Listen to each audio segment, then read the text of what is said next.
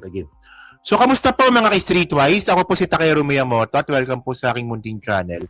So, mga kababayan, ngayon po, no, ito yung ito po yung mainit po na pinag-uusapan ngayon. So, nilabas na po ni Congressman Riviste yung dokumento nga daw po na naglalaman ng insertion ng mga congressman na pagmamayari nga daw po ni namayapang Yusek Cabral. Actually, marami to. Ito yan, no? Ito yan, no? Nilabas niya to. Di ba? Dami, di ba? Dami. Oo, wow, dami. Oo. So, sabi niya dito, no? Okay. Sabi niya dito, narito po na po ang 2025 DPWH budget per district summary file na binigay sa akin ni Yumaong Yusek Cabral. So, binigay daw sa kanya. Ang nakalagay dito sa NDEP restored ay ang allocable, ang taon-taon na alokasyon at maaring i-allocate ng district congressman na ang total ay 401.3 billion na dadagdagan ng 30 million kada distrito sa 2025. Ngunit nagkakaiba ang budget ng bawat distrito bukod dito by outside the allocable naman ay na-allocate ng iba't ibang mga proponents kasama ang amendments o insertions, di ba?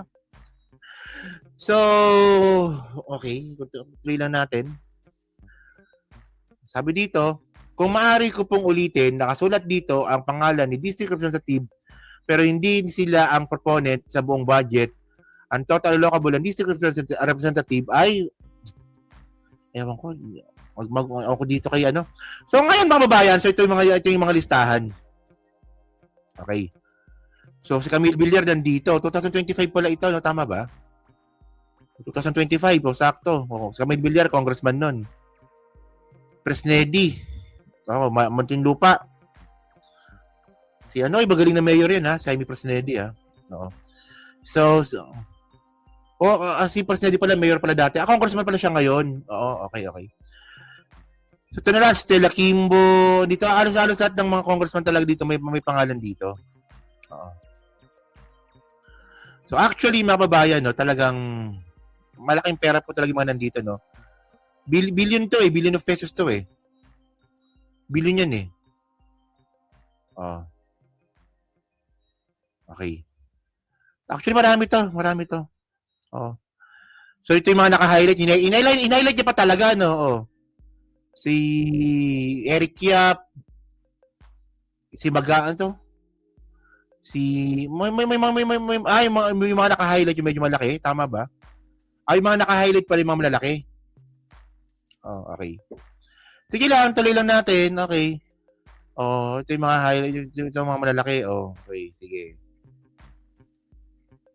Alam nyo mga kababayan, alam nyo kasi, ang point natin dito. Okay. Walang kwenta po itong papel po na to kung patay na po si Yusek Cabral. Andyan ba si Pulong? Tingnan nyo ha. Ito pa yung nakakatawa dito eh. Pulong Duterte.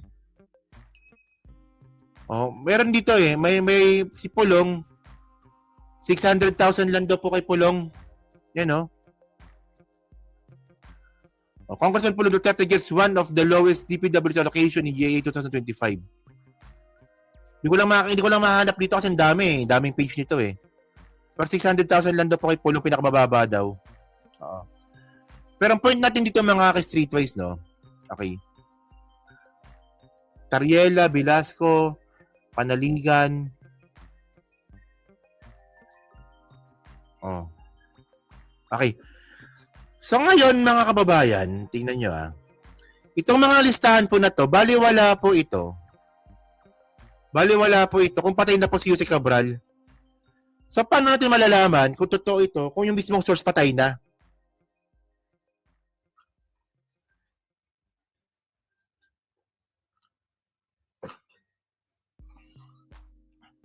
Tama, di ba? At tandaan natin, Excel lang po ito, oh. Excel lang yan, eh. Kahit ako kung gumawa niyan, eh. Ginagawa ko dati sa trabaho ko, eh. Basic Excel lang ito, oh. Sobrang basic lang na Excel yan, oh. Kahit ako kung gumawa niyan. Oh. At ang malaking tanong dito mga ka-streetwise ito yung pinakamalaking tanong dito. Ito ganun nyo Ito nabalita to nung December 21. The Biste discloses possession of secret DPWH insertions files from Cabral. Okay. So ang sabi dito, sabi to ni Libiste in the Facebook post on Sunday, December 21, Libiste said Cabral was the source of the files, which he claimed were handed to him on September 4, 2025, following a direct order from DPWH Secretary Vince Dizon in the interest of transparency. Ayun ang problema natin dito mga kababayan. Dalawa problema natin dito. Una sa lahat, nakuha niya na pala itong dokumento na to September 4, 2025. Sa September, October, November, December. 3 buwan, mag-4 na buwan bago niya nilabas. At ngayon, paano na natin makukonfirm na talagang genuine pa yung mga nakalista doon kung yung mismong source patay na? Anong katangahan to, Libiste? Dapat dati mo pa nilabas yan. Kaya tinan ninyo, di ba? Nilabas niya ngayon. Walang impact. Walay. Palpak. At in the first place, mga kababayan, sabihin na nga po natin ano yan. Sige. Ano to Puta dito na, at least merong positive na nakuha tayo dito. Na pwede pala makipagkuntsabahan ang isang Yusek Cabral sa mga congressman para pa makapasok sa NEP. And then, pagdidibatihan na lang po ito, actually parang ano ba, illegal ba yon? Kasi tandaan po natin na yung NEP po kasi talaga, yung NEP, ano yan para po makakuha po ng budget sa NEP, kailangan suyurin po yung mismong lugar. Syempre, sino ba may hawak nun? Congressman.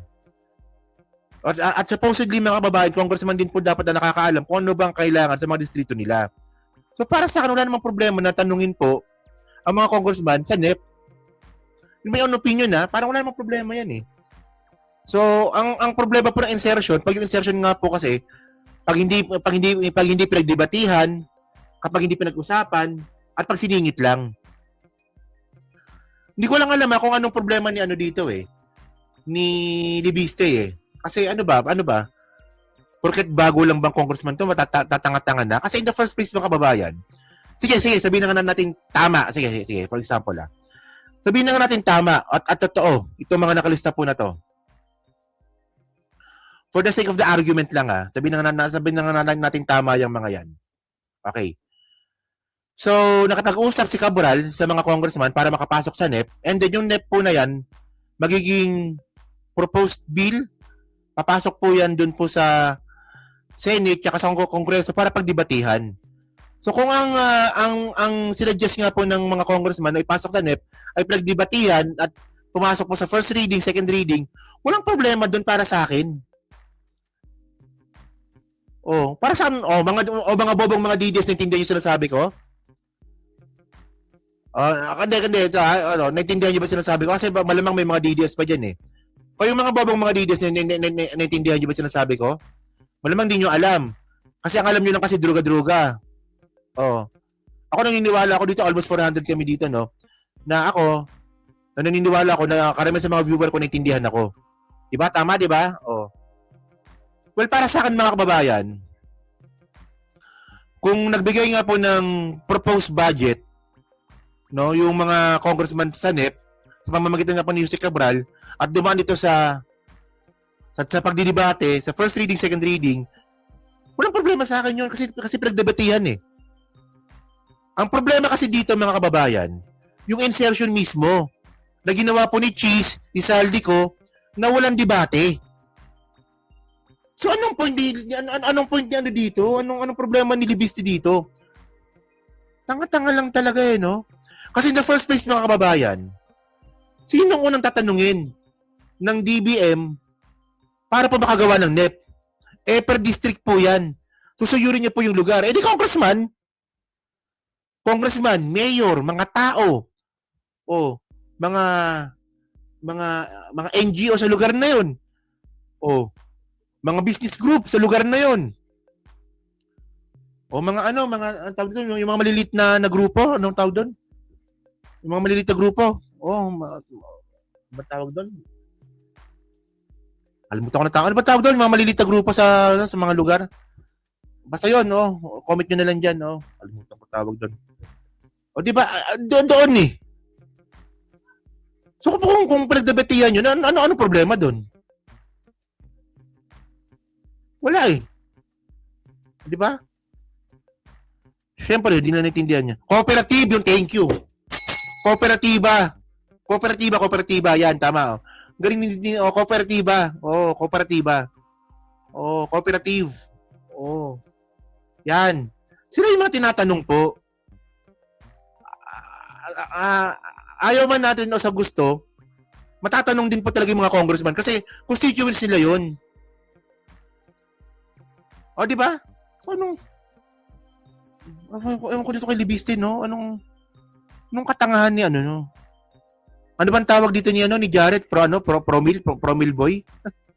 Promil boy ba tawag ni Jared dito? So, association, no? Mga small association, no? Pwede rin. So, tinan nyo to, Tapos ngayon, mga kababayan, ito yung statement niya ng isa eh. Diba, ano masabi niya dito? Tinan nyo to. Doon ko na balang araw lalabas ito kasi kaya po isa sa mga dahilan na hindi ito inilabas ngayon ay nakakatakot para sa seguridad ng mga maglalabas na ilabas ito. Pero kung pumanaw na ako, nagbigay po ako ng instruction na ilabas yung buong Cabral files. Oh my goodness. Putang ina. Wala daw lahat, men. Ako, well, sa akin. Kung gusto niyang ilabas to, dapat nilabas niya na to dati pa. Ayun lang point natin dito. Ewan ko lang, no? Pero parang ano ba? Karamihan lang naman ang naniniwala dyan. Mga DDS lang din naman talaga eh. Diyan sa Cabral files na yan. Kasi una, wala ba talagang talent itong wala ba talaga kakayahan itong mga DDS na to na magtanong?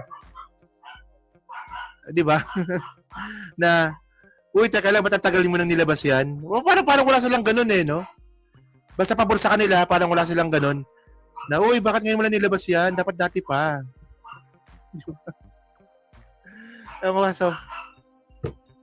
So, yun mga kababayan, no? So, kayo po, no? Masabi nyo nga po dito, no? Well, parang parang Kiko Barsaga the second din talaga yan si Cabral, eh, no? Ay, si Cabral tuloy, si